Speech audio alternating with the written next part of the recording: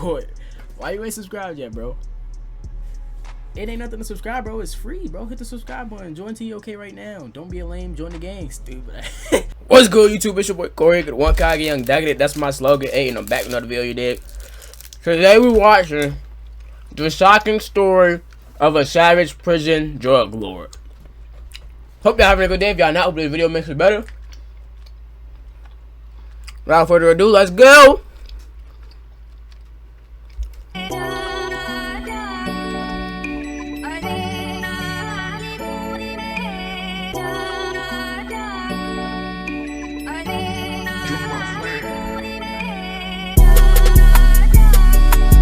The Georgia Department of Corrections has been well known for its corruption and violent record. 74% of Georgia inmates are labeled violent offenders. Between the years 2022 and 2023, there were a total of 68 homicides and over 80 suicides in Georgia prisons. Oh yeah, it's so weird. It's so weird.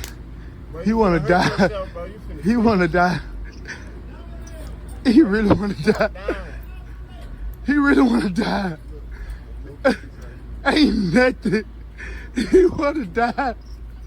In 2019, a total of 428 correctional officers were arrested for crimes, including sexual relations with inmates and smuggling drugs. Prison guards would accept bribes from inmates to help pay bills because the starting pay for a prison guard in Georgia is $42,000.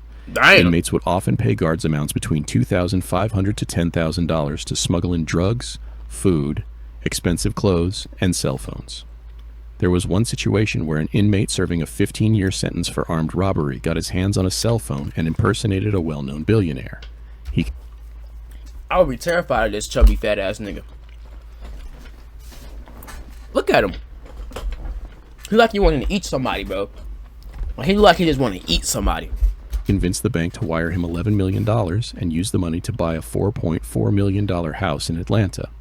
When he was caught with his cell phone, he had a total of $31 million in his bank account. Damn. In 2021, he completed his 15-year sentence, but was immediately placed into federal custody and later sentenced to 11 years in federal prison. However, this will lead me to a specific story that began at the horrendous Smith State Prison, where murder and corruption are a daily routine. What the fuck? Out to a fit, man.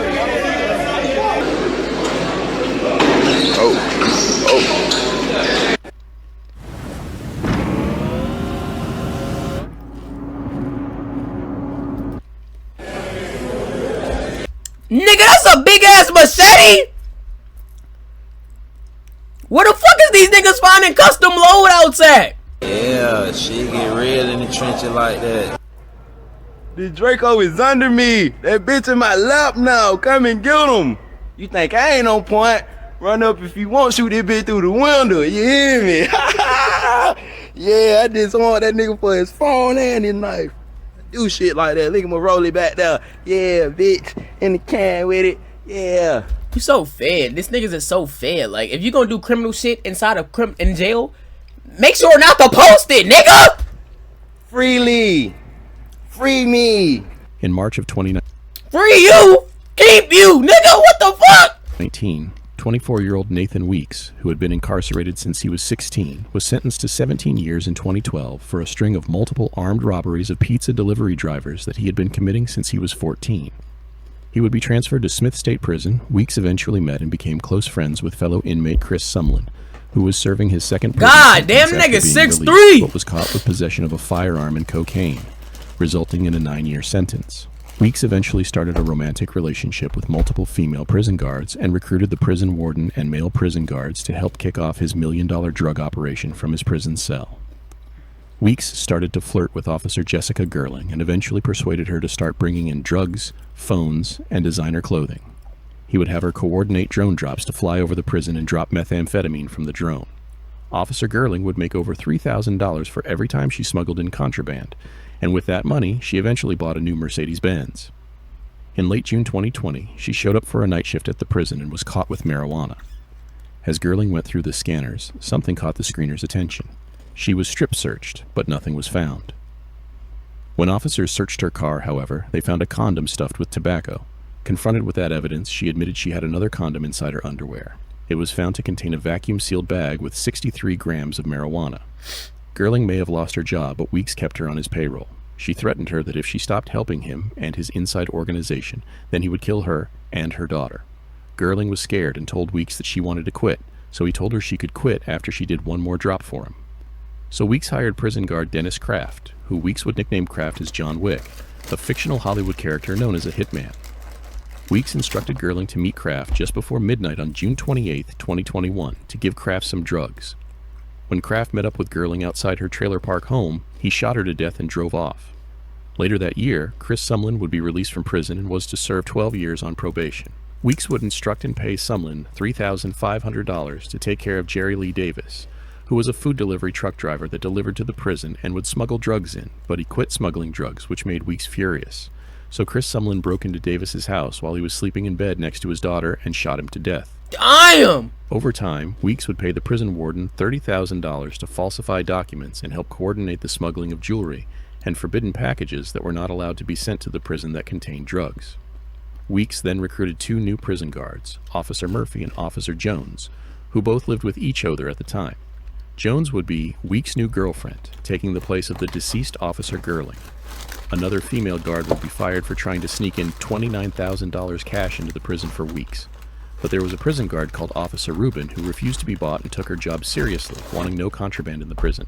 So she was tough on prisoners caught with illegal items and would punish them. When Officer Rubin conducted multiple cell searches, she would disrupt Weeks' operation. So Weeks wanted the officer gone, and both female officers Murphy and Jones would help acquire the guard's home address. So Weeks paid Murphy, Jones, and Sumlin $5,000 to kill the guard. Officer Murphy borrowed a car from her uncle, picked up Officer Jones, and then picked up Chris Sumlin. They drove to the address they had obtained, and Sumlin got out of the truck wearing a mask and shot an 88-year-old man in his driveway. They quickly drove away.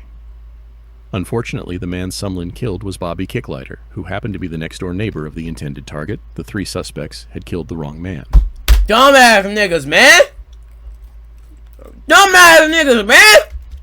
As they sped off, Sumlin dropped his ski mask in the road, and detectives were able to collect DNA from the mask, connecting it to Chris Sumlin.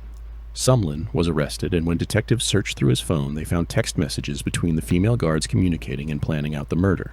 Both guards were arrested, and the Georgia Bureau of Investigation launched an investigation into the corruption within the prison, resulting in the firing and arrest of Warden Brian Adams. All cause these niggas fucked up. Now everybody down.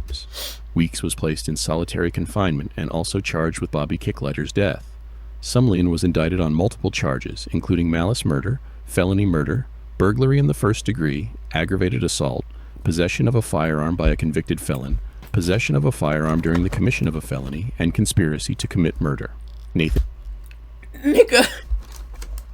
That shit sounded like this. This is exactly what, all him naming all them charges, this is what it sound like. Life. Life. Life. Life. Life with no parole. Life with no probation. Life with nothing. That's what that shit sound like, gig. I ain't gonna lie. Weeks, Ariel Murphy, and Keisha Jones were also indicted on similar charges. Sumlin was charged with a total of 10 felony counts. Weeks and Jones were charged with 9 felonies. Murphy was charged with 8 felonies. The indictment stated that the enterprise smuggled in cell phones, narcotics, brand name and luxury clothing, jewelry, weapons, and tobacco. Look at this nigga, bro.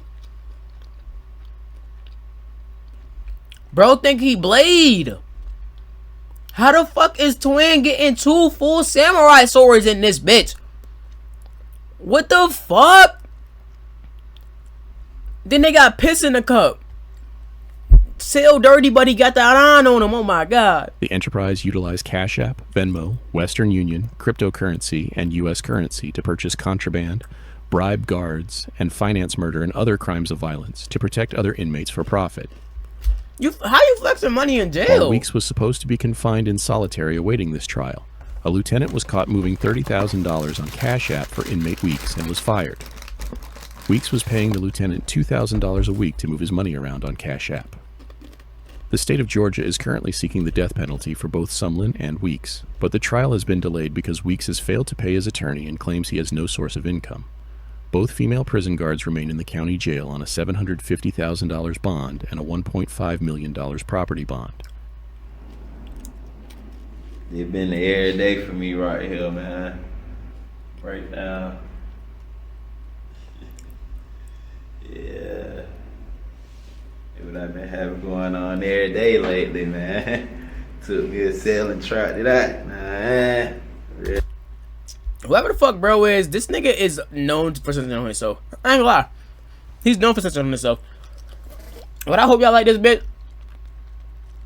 Like, comment, subscribe for more. It's been your boy Corey, the one cocky young daddy. That's my slogan. Catch y'all next video, bro. Keep God in life, fun niggas. I want to be the greatest in the world. Not for the money and the fame and the girls. Not for the car keys or the jet skis, but the vacation to the West Indies.